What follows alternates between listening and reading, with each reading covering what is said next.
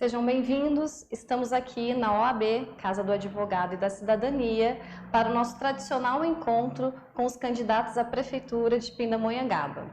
Esse nosso encontro será um bate-papo com os candidatos para que você possa conhecer um pouco mais sobre as propostas e projetos de governo de cada um. E para isso, eles responderão 7 perguntas de 7 temas previamente elaborados pela Comissão de Direito Eleitoral aqui da Casa.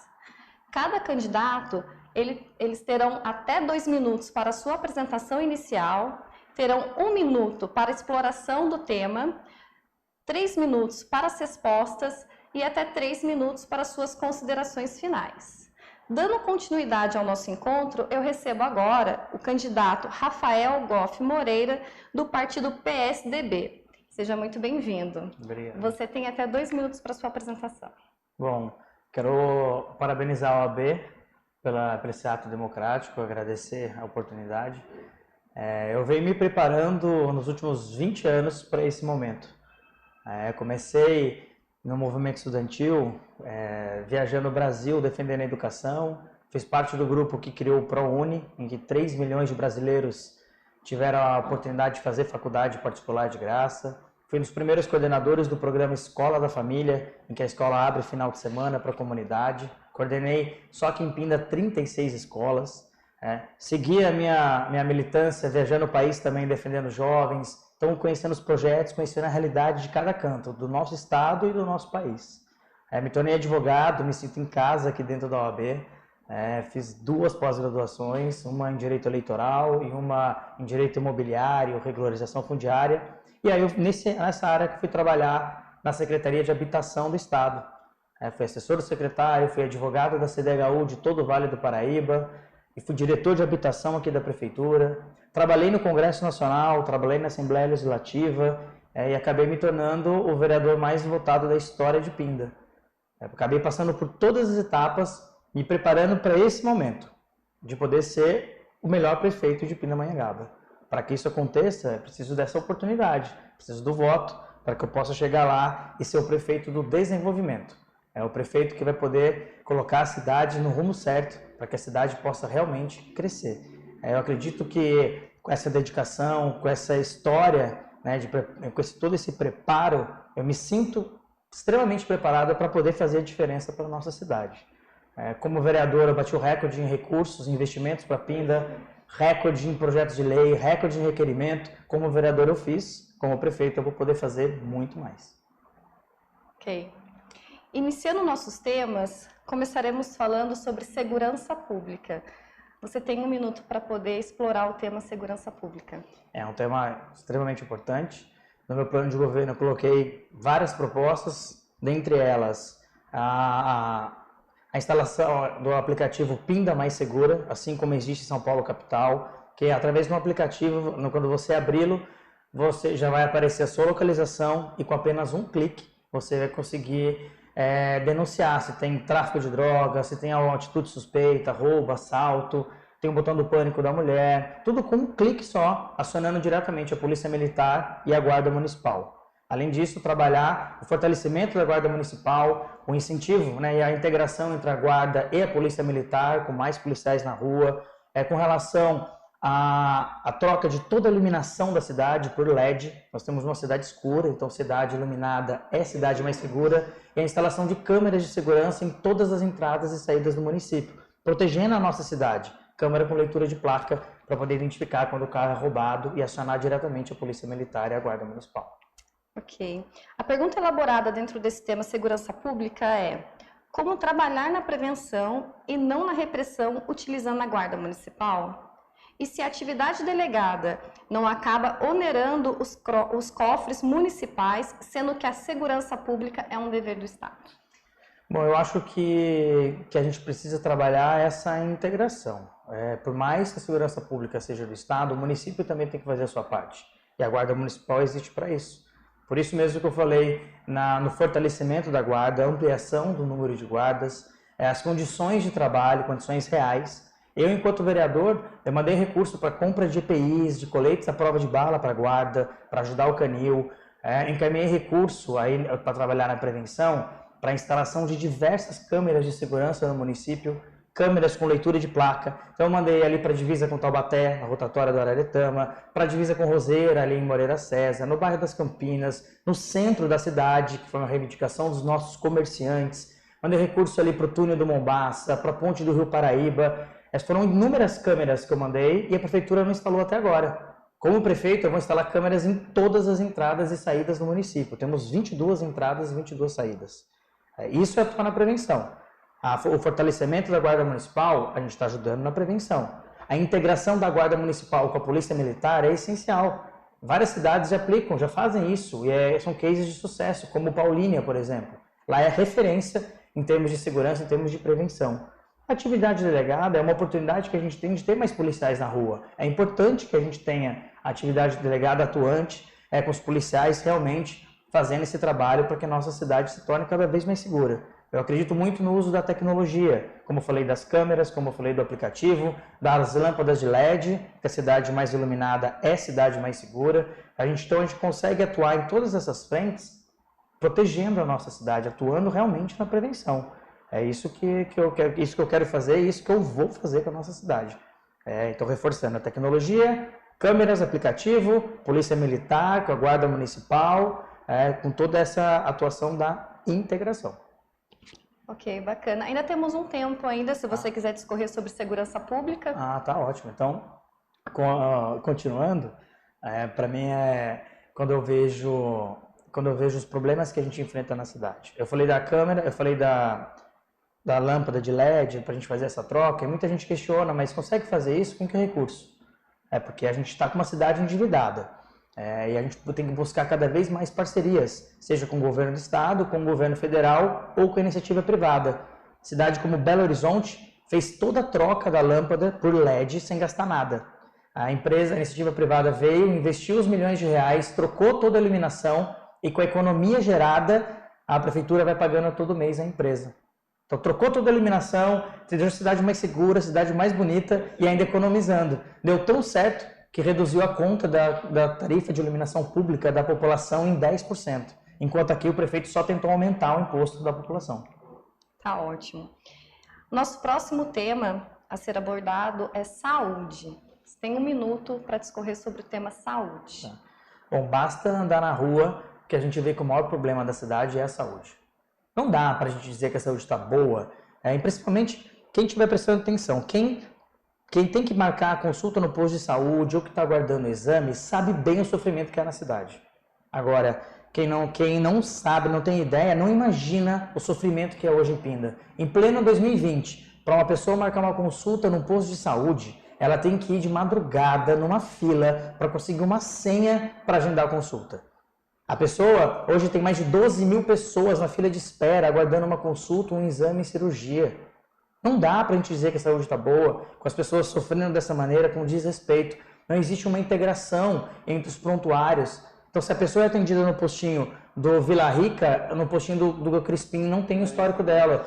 Se ela for no pronto-socorro, o médico não sabe nada da vida dela. E isso tudo já é disponível em muitos lugares e aqui em Pinda, infelizmente, não tem. Isso eu vou fazer, é meu primeiro compromisso de campanha com a saúde. A pergunta elaborada dentro desse tema saúde é: como você pretende reduzir as filas de consultas e exames? E ainda, sabemos que as UPAs são do padrão 1, ou seja, não suportam cirurgias de média complexidade. Como pode ser revertido isso? Bom, meu primeiro compromisso de campanha é justamente poder zerar essa fila de espera para exame, consulta e cirurgia. Zerar como? Com mutirões. Mutirão em parceria com o governo do estado, com o governo federal e com a iniciativa privada. Muitos lugares também já fizeram e aqui em Pinda dá para fazer. A gestão tem que ter prioridade, saber aonde vai investir. Se a gente sabe qual é a nossa lista, qual é a nossa demanda, nós temos que aplicar os recursos, buscar essas parcerias para zerar a fila. É assim que vai funcionar. O governo do estado já fez diversos mutirões e Pindamonhangaba praticamente não participou. É revoltante quando a gente vê que nos anos anteriores teve mutirão da mamografia, teve mutirão da catarata e Pindamonhangaba quase não foi contemplado. Não foi porque a prefeitura não cadastrou todas as pessoas no sistema do estado e aí não participou. A gente precisa dessa integração, precisa desse olhar e é questão de prioridade. Se eu tenho a possibilidade de construir um portal de quase R$1 milhão, ou eu posso investir quase R$1 milhão fazendo mutirão para poder zerar a fila da saúde, o que eu vou fazer? Sem saúde as pessoas não conseguem fazer nada. Então a gente tem que ter esse olhar, parar de fazer um discurso de querer pintar as coisas e deixar por dentro tudo feio. A gente precisa ter esse olhar e cuidar realmente das pessoas. Aí eu volto a frisar, então é zerar a fila da saúde, é com relação aos postos de saúde, então as pessoas vão poder agendar pelo telefone, pela internet, ou até mesmo quando ela for no posto de saúde, ela vai poder marcar a consulta ali na hora com o sistema. E eu acredito também que com relação às UPAs, antes a gente tem que evitar que as pessoas cheguem na UPA. Como? Atuando na atenção básica, fortalecimento dos postos de saúde, para que o programa Saúde da Família chegue em todos os bairros. É atuar na prevenção. Então é com pré-natal, atuar na saúde mental, olhar para as pessoas com necessidades especiais, para os nossos idosos, que hoje nem geriatra tem.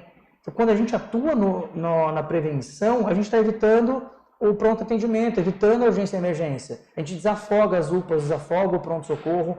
É dessa maneira que a gente tem que cuidar da nossa cidade. Não é ficar pensando o tempo todo, poxa, eu preciso resolver as questões de urgência e emergência.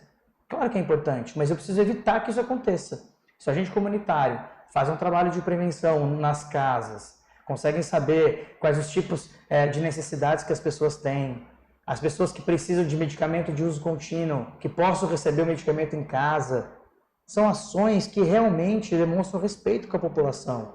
E com isso, a gente vai evitar o atendimento de emergência. É com esse olhar que a gente consegue resolver os problemas quando tiver que fazer uma cirurgia, tiver que fazer os exames, as cirurgias, a gente consegue ter recurso para poder atuar e atender essas pessoas que estão precisando, porque com urgência a gente não pode brincar. Sim, tá certo. O nosso próximo tema escolhido é transporte público. 1 minuto para explorar esse tema. Primeira atitude como prefeito com relação ao transporte público é fazer a licitação do ônibus. Não é possível a gente ficar há tantos anos com o contrato vencido. Por que os prefeitos não fizeram a licitação do ônibus? Essa é a primeira pergunta.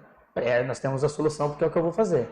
A nova licitação do ônibus, teremos ônibus mais modernos, vão reorganizar as linhas de ônibus. Hoje tem vários bairros que não são atendidos pelos ônibus. As vans em Pindamonhangaba só podem atuar de segunda a sábado até as 13 horas. Então, sábado à tarde, domingo e feriado não tem van e não tem ônibus praticamente. Quando não tem aula nas férias, também reduz os ônibus. E a população que vive nos bairros? Na nova licitação, além dessa reorganização das linhas e da ampliação do transporte, eu também vou criar o terminal integração. Então, quando você descer na rodoviária, você vai poder pegar um ônibus para qualquer outro lugar da cidade sem pagar nenhuma passagem a mais por isso. Uma passagem para andar do seu destino inicial até o seu destino final. Ok. A nossa pergunta dentro desse tema transporte público é, tendo em vista que a atual licitação no transporte público está vencida, qual a proposta de melhorias para o usuário, tendo em vista que a tarifa municipal é uma das mais caras do país? Ótimo, já estava até respondendo isso. É uma informação importante. Temos 27 capitais. Somente 3 capitais têm passagens mais caras que a de Pinda. E São Paulo, capital, o mesmo preço. É um absurdo o preço que nós pagamos. Então, ônibus mais modernos com a nova licitação. Reorganização de linhas. Por exemplo, o retorno da linha Moreira César Feital. Que hoje, quem mora em Moreira quiser ir para o Feital, tem que pegar um ônibus até o centro e depois do centro para o Feital. Gente, não é possível um negócio desse, né? Tem que ter um pouco de inteligência. Então, a gente vai retornar essa linha, a ampliação dos horários, como eu falei, com relação às vans, o terminal integração. Estou aqui na Araretama, quero ir para Moreira César, eu vou pegar um ônibus até a rodoviária e dentro da rodoviária eu vou até Moreira, pagando apenas uma passagem. As cidades mais modernas, hoje os ônibus eles aceitam os ciclistas, a pessoa com a bicicleta. Então, se eu quiser ir de bicicleta lá para o Ribeirão Grande, de repente eu quero voltar de ônibus, eu consigo ir com a minha bicicleta dentro do ônibus. Eu vou trabalhar de bicicleta, preciso voltar de ônibus, eu consigo colocar a bicicleta lá dentro. É a integração do ônibus com as bicicletas. Não adianta querer gastar em tinta vermelha fazendo ciclovia se as nossas ciclovias não têm integração. Em 2018, para cá, a prefeitura só nesse ano gastou mais de 2.300% com relação à tinta vermelha para a ciclovia. E as ciclovias não são integradas. A gente tem que ter esse olhar especial. Passe livre para os idosos. Em Pinda, não respeita o Estatuto do Idoso. Em Pinda, idoso só tem direito à gratuidade a partir de 65 anos de idade. Com a nova licitação, vai ter gratuidade o idoso a partir de 60 anos. Também para os nossos acompanhantes de pessoas com necessidades especiais. Não tem gratuidade na cidade hoje. Com a nova licitação, vai ter esse olhar especial. Também não podemos deixar de lembrar, para a gente poder regulamentar os motoristas de aplicativo, do Uber, para que nossos motoristas se sintam melhores para poder trabalhar e que tenham retorno para o nosso município, porque o nosso município investe em mobilidade urbana. As nossas calçadas. Calçada é a rua do pedestre. Não dá para deixar as calçadas desse jeito. A calçada desse jeito que os deficientes não podem andar na calçada, que o idoso não consegue andar direito, as pessoas com necessidades especiais, as mulheres até mesmo, até que tem que trabalhar, que as nossas advogadas tem que vir aqui trabalhar de salto, que tropeça na calçada, e qualquer pessoa também. Então a gente tem que ter esse olhar com relação às nossas calçadas. Então quando a gente fala de transporte público, a gente tem que pensar também em mobilidade, pensar na cidade como um todo, como é que nós vamos investir respeitando todas as idades, todas as pessoas que precisam. É nesse olhar que eu quero fazer, olhar para a cidade como um todo, com toda a integração entre os transportes que nós possuímos hoje, desde a pé até o ônibus, a bicicleta e todos os meios de locomoção. Ok. Nosso próximo tema é educação. 1 minuto. Bom, eu acredito que um gestor ele tem que conhecer a educação. O gestor do município, o prefeito, as escolas municipais, as creches, elas envolvem o período mais importante da criança, que é o período de formação dela. A educação faz parte da minha história. Como eu falei no início, seja trabalhando no programa Escola da Família, conhecendo a realidade de cada escola, a realidade da família dentro da escola, da comunidade, esse envolvimento com a educação, com o ProUni, isso faz parte da minha história. E esse olhar especial para ampliação de vagas para creche e escola em período integral. A gente tem que incentivar a educação, o ensino para as nossas crianças em período integral. O Escola da Família Pindense, que é o programa que eu vou criar, com as escolas municipais abrindo os finais de semana para a comunidade. O envolvimento das famílias com cursos, oficinas dentro da escola. E aí, em contrapartida, a prefeitura investindo em bolsas de estudo para os nossos universitários trabalharem final de semana na escola. Ok. Nossa pergunta dentro desse tema educação é, com relação às crianças especiais, além do professor de sala, a legislação diz que deve ser acompanhada por um professor com especialização em educação especial.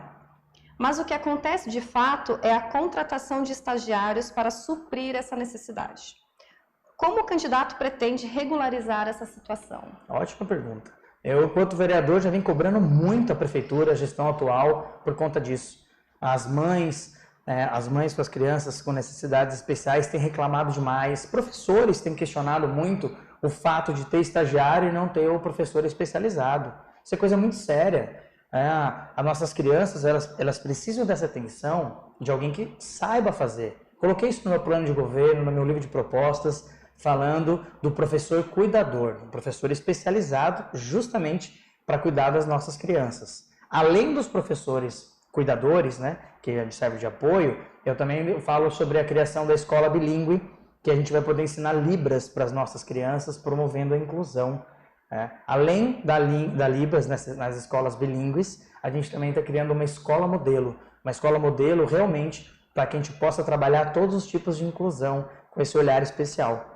No meu mandato, eu fiz um projeto de lei falando sobre a questão da criação da central de Libras em Pinda, para que tenha o atendimento para as pessoas surdas em todos os equipamentos públicos, além da escola. A escola é extremamente importante, essa inclusão das crianças que têm as necessidades especiais, isso é extremamente importante. Mas se a gente puder expandir para todos os equipamentos públicos, eu fiz um projeto de lei, não avançou, seguraram o projeto, mas como prefeito eu também vou fazer. Voltando para a escola, eu até assumi o compromisso com as Mães de Azul, que é um grupo em Pinda, organizado de mães com crianças autistas, quando eles me questionaram justamente sobre a escola modelo, com os professores cuidadores, os professores especializados com as nossas crianças. Isso daí não tem que ser, isso daí não é uma, como é que eu vou dizer? Isso daí é uma obrigação do gestor. Isso daí a gente não deveria nem estar discutindo dessa maneira, porque já deveria existir, está a legislação e ela não é cumprida. Tem várias coisas na nossa cidade em que a gestão não cumpre. e que nós vamos cumprir com certeza. Esse olhar para as nossas crianças com necessidades especiais, ele tem que ser um olhar com muito carinho, que merece muito respeito. São crianças incríveis, jovens incríveis e que precisam dessa oportunidade. É a inclusão de todos. Então, a educação é o momento mais importante, é o momento da formação dessas crianças, desses jovens. E aí não pode faltar com respeito. Então, esse é um compromisso que eu já assumi, que eu assumo de novo com vocês aqui, falando sobre esse olhar para as nossas crianças e jovens com necessidades especiais. Acho que isso faz parte da minha essência, isso faz parte daquilo que eu acredito. Inclusive, eu tenho apoio da senadora Mara Gabrilli, que acho que é a política que mais defende as pessoas com necessidades especiais, a secretária de Pessoas com Deficiência do Estado, a secretária Célia Leão. Então, essa parceria com o governo do Estado, com o governo federal, trazer recursos, fazer acontecer. É dessa maneira que nós vamos fazer, dá para fazer e eu vou fazer. Ok. Nosso próximo tema escolhido pela comissão é habitação. 1 minuto para explorar o tema habitação. Bom, assim como eu falei da educação, fazer parte da minha história, a habitação também faz parte, né? Trabalhei em várias esferas, ajudando a trazer moradias para Pinda e para a nossa região e também a regularizar tantas outras. A regularização fundiária é extremamente importante, a documentação, a escritura para as pessoas e também a construção de casas. Enquanto diretor de habitação da prefeitura, começamos com o Bem Viver, fizemos um projeto maravilhoso, uma pena a maneira como essa gestão fez. Abandonou os moradores do Bem Viver. Então não é só entregar a moradia, mas as condições necessárias para que ele possa viver com dignidade, para que ele tenha o respeito, que tenha todos os equipamentos públicos que ele necessite. Ali no Bem Viver hoje, tem um posto de saúde que falta médico, a gente falta o comércio, não tem cursos, simplesmente abandonaram. O meu projeto é trazer o programa Nossa Casa, um programa em parceria com o governo do estado, o governo federal, iniciativa privada, prefeitura, para que a gente possa construir o maior número de casas com todo o suporte necessário para as pessoas viverem bem. Ok. Nossa pergunta dentro desse tema habitação é: sabendo que existe um déficit habitacional no município e tendo em vista que o governo federal cessou o investimento em grandes projetos e o governo estadual também não possui nenhum programa para investimento habitacional além do CDHU, como você pretende resolver esse problema habitacional com o orçamento municipal? Tá. É só corrigindo então a pergunta, a informação é importante. Existe um programa do governo do estado chamado Nossa Casa. Esse programa, a prefeitura doa o terreno, o governo do estado entra com investimento de R$30 mil, o governo federal entra com isenção de impostos e a construtora constrói a casa. Casa de 2 quartos, sala, cozinha e banheiro. E a pessoa paga uma prestação para ela poder morar na casa. Isso já existe, é um programa do governo do estado, que não tem a ver com a CDHU, tem a ver com a Secretaria de Habitação do Estado. Eu já tive com o secretário Flávio Amari, já protocolei o pedido, que é o nosso secretário de Habitação do Estado. Já estamos vendo as áreas para onde a gente vai poder construir e nós vamos fazer. Construção de casas para quem mais precisa. Esse é um ponto. Segundo ponto, existe um outro programa do governo do Estado, estou corrigindo a pergunta, tá? É um programa chamado Vila Dignidade. É um programa do governo do estado que constrói casas para os nossos idosos que nunca tiveram moradia, vão poder realizar o sonho da casa própria. É uma vila com até 23 casas, onde somente idosos podem morar. E aí é feito a área de convivência dos idosos, a prefeitura se compromete a poder ter profissionais também para auxiliar, dando cursos, oficinas para os nossos idosos. Então, a Vila Dignidade é outro projeto que eu já protocolei, já fiz o pedido enquanto vereador, mas somente o prefeito é que pode assinar. Então, enquanto prefeito, eu vou construir a Vila Dignidade com todo esse apoio e amparo do governo do estado. Um outro projeto chamado Agrovila. Aí é casa para quem mora e trabalha na área rural. A gente tem aí muitas pessoas que vão embora da área rural, que vão para a área urbana porque não tem condições de moradia. Às vezes morava como caseiro e de repente perdeu a oportunidade e vai em busca de emprego na cidade. Se ele tem uma casa na área rural, para ele poder viver, poder plantar, né, agricultura familiar, agricultura de subsistência, ele consegue se manter na área rural. E aí uma das maiores reclamações que a gente tem hoje é porque não tem a moradia e também falta mão de obra, porque muitas dessas pessoas vão embora. Então a gente também está fortalecendo a vida no campo com as agrovilas. Então é o projeto Nossa Casa, são as agrovilas, a Vila Dignidade, são maneiras de a gente poder construir e trazer dignidade para essas pessoas. Até porque a casa própria é o sonho de toda a família. Graças a Deus eu tive a oportunidade de ajudar muita gente, ver me emocionar e me envolver com muitas pessoas realizando esse sonho da casa própria. Isso faz parte da minha história e com certeza eu quero que faça parte da história de muitas famílias de Pinda. A gente tem que ter esse olhar. Então é a construção das casas, da moradia, mas com toda a infraestrutura necessária para que os moradores possam conseguir sobreviver com condições dignas, com todo o amparo e suporte que a prefeitura possa dar. Fazer parcerias com o Sebrae, que pode dar curso de qualificação para as nossas famílias, ajudar a inserir no mercado de trabalho, incentivar o empreendedorismo, que a pessoa possa ter a geração de renda, a geração de oportunidades para as nossas famílias. Ok. Nosso próximo tema escolhido é geração de empregos. 1 minuto. Está aí um grande problema na nossa cidade. Pinda está estagnada. A gente vê aí o desemprego aumentando cada vez mais, mesmo antes da pandemia, agora com a pandemia, que é um problema grave, e a gente precisa incentivar. Não é só a geração de emprego, é a geração de renda, geração de oportunidades. Para isso, a nossa cidade, a prefeitura, ela precisa parar de atrapalhar e ajudar o nosso empreendedor. Eu vou criar o poupa-tempo do empreendedor, em que no único lugar, quem já tem a empresa ou que quer abrir uma nova empresa, consegue resolver todos os seus problemas de uma vez só. Com relação à documentação, que hoje é muita burocracia, tudo parece que querem travar para ninguém abrir o seu negócio. Então, no poupa-tempo do empreendedor, ele vai conseguir, além de resolver o problema de documentação, para agilizar tudo isso, também conseguir ter qualificações, cursos, para que possa incentivar o empreendedorismo. Esse é o primeiro passo, preparar a nossa casa para a gente incentivar a atração de novos empreendedores, desde os microempreendedores individuais até as grandes indústrias. Ok. A nossa pergunta formulada para esse tema geração de empregos é: a instalação de empresas em nossa cidade depende de uma série de incentivos, que também são oferecidos em outras cidades. Como você pretende se destacar em meio à concorrência das demais cidades daqui da região e assim fomentar a geração de empregos em nossa cidade? Bom, primeiro a gente precisa ter a infraestrutura necessária. Como eu falei do poupa-tempo do empreendedor. Hoje tudo é mais travado na cidade. Enquanto vereador, eu fiz um projeto criando o Código Municipal de Defesa do Empreendedorismo, que seguraram também, não deixaram avançar o projeto. É difícil isso, mas como prefeito eu vou fazer. É desburocratizar, facilitar para que os nossos empresários possam crescer ou possam criar novas empresas na cidade. Esse é o primeiro passo. Segundo passo, a gente criar também o Centro de Inovação, um espaço com incentivo a startups, as empresas que queiram investir em tecnologia para que a nossa cidade também seja referência. Hoje, as cidades mais modernas, elas têm um centro de inovação que geram muitos empregos, né? Não é só a indústria. Às vezes, muita gente pensa, vamos trazer indústria que vai gerar mais emprego. Trazer indústria é importante? Mas a gente precisa fomentar outras áreas. O Centro de Inovação Tecnológica é extremamente importante. Eu vou fazer ali onde é o campo de pesquisa, ao lado da FATEC. O lugar já vem conversando com o governo do estado, já tem um aval para que a gente possa desenvolver esse projeto. Eu falo também, falei do poupa-tempo, acredito muito que agora com a vacina, né, o pós-pandemia, a gente vai gerar muitas oportunidades com incentivo ao turismo.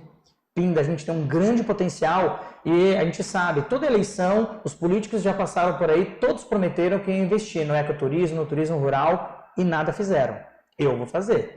É um incentivo de fato para que a gente possa ter um Parque Trabiju ativo, com recursos, com investimentos, com geração de emprego, para que a gente retome junto com a Estrada de Ferro Campos do Jordão, a volta do Parque Reino das Águas Claras. A gente tem um incentivo ao turismo religioso. Pinda tem muitos atrativos com relação à liberdade religiosa, à diversidade que nós temos, o turismo histórico, a valorização dos nossos patrimônios, incentivar o turismo aqui de Pinda, mas trazer gente de todos os lugares para que possam investir na nossa cidade e aí gerar emprego, gerar renda, seja com incentivo à cultura, com os nossos artesãos, mas também com turismo, com guia turismo, com restaurante, com segurança, com limpeza, a gente movimenta o setor de serviços muito forte.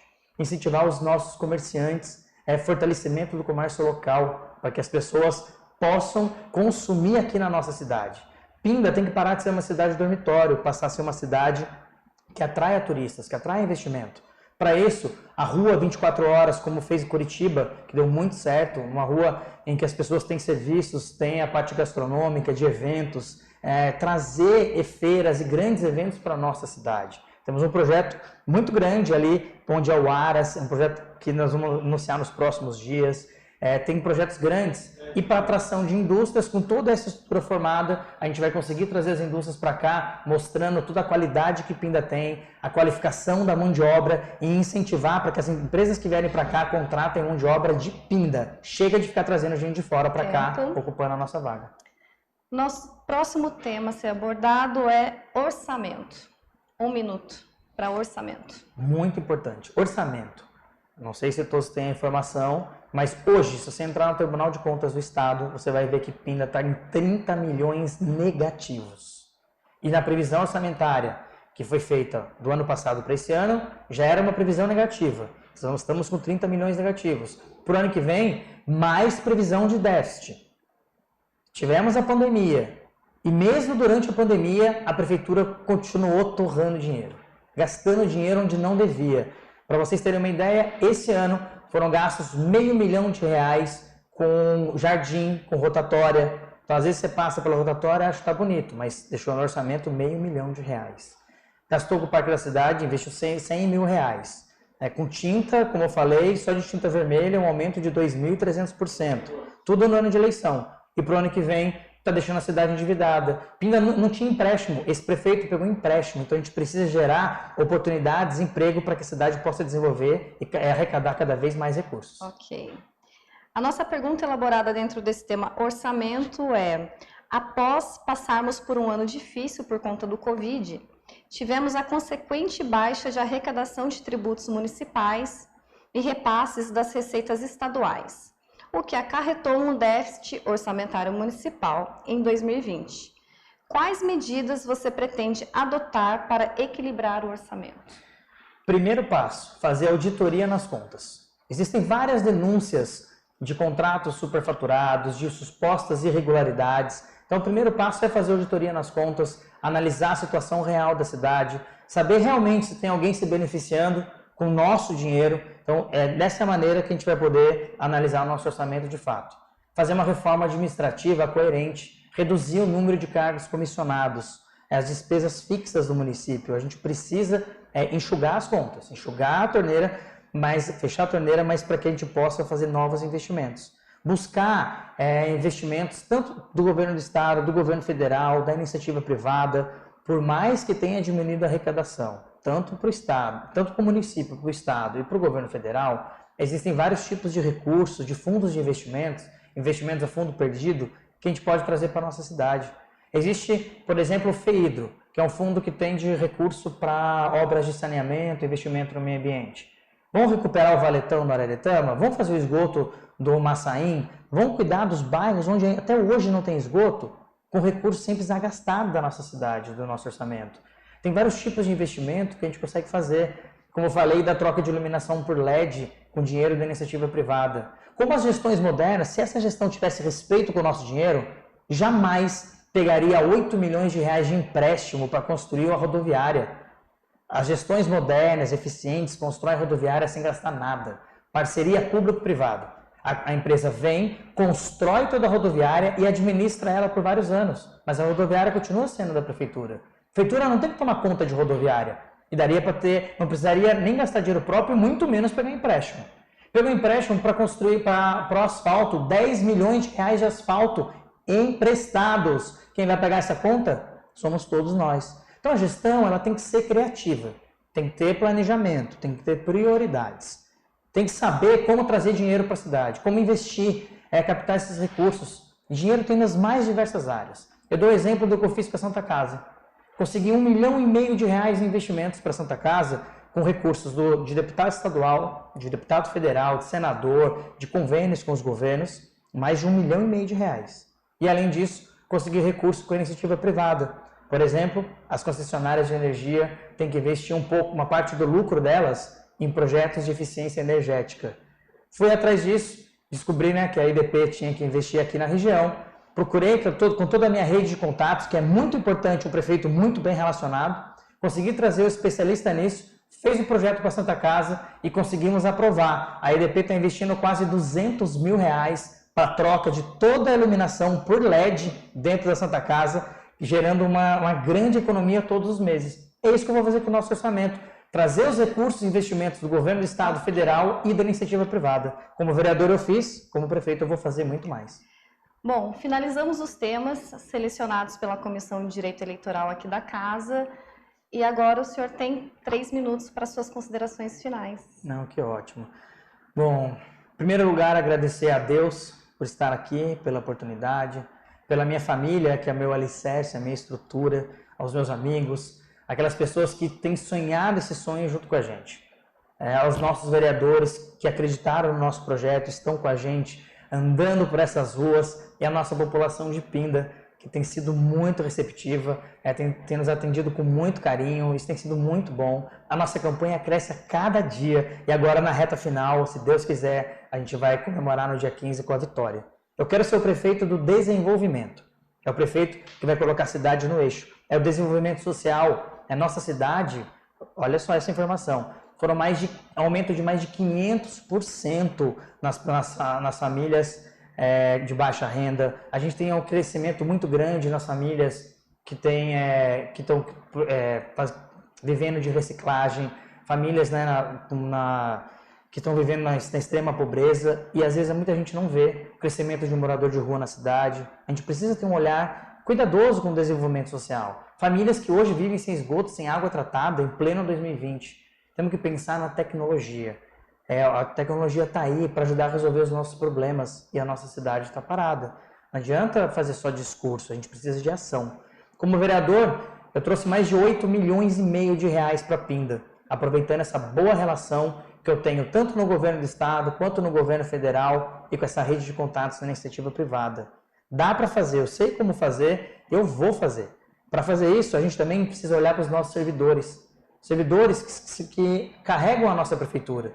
A gente tem que ter esse olhar especial com grandes projetos, mas também reconhecendo os nossos servidores. Assim como a gente precisa ter um governo que tenha o diálogo, que saiba ouvir, que a gente possa visitar os bairros e entender as necessidades. Trazer recurso independente de partido político, mas é trazer investimento para a cidade. Eu trouxe quase 2 milhões de reais para construir uma creche escola em Pinda que o prefeito não fez. E o dinheiro voltou para o governo. Tem 5 creches em construção desde a gestão passada que até agora não foi entregue. E olha que absurdo, em Pinda tem mais de 1.000 crianças na fila de espera aguardando uma creche. Como eu falei, mais de 12 mil pessoas na fila de espera aguardando exame, consulta e cirurgia. As pessoas de madrugada na fila de espera para uma consulta no posto de saúde. É um descaso que acontece na nossa cidade. Então a gente precisa ter um olhar para a geração de emprego, geração de oportunidade, de desenvolvimento. Eu quero ser o prefeito do desenvolvimento, pensando no meio ambiente, na sustentabilidade, trazer usinas para transformar o lixo em energia para a cidade, para transformar o lixo da construção civil em brita para ajudar nas estradas rurais, no pequeno produtor rural, nas grandes indústrias. A nossa cidade tem que ter um olhar para todos. A nossa coligação é Todos por Pinda. Agora é a hora da mudança, agora é a hora da renovação de verdade, agora é GOF 45. Eu peço o seu voto, 45, para a gente poder colocar Pinda no eixo. Gostaria de agradecer a sua participação, colaboração, porque a sociedade, conhecendo um pouquinho mais de cada candidato, pode exercer o voto com consciência no próximo dia 15 de novembro. Né? Obrigada pela sua participação. Eu que agradeço. Deus abençoe a todos. Amém.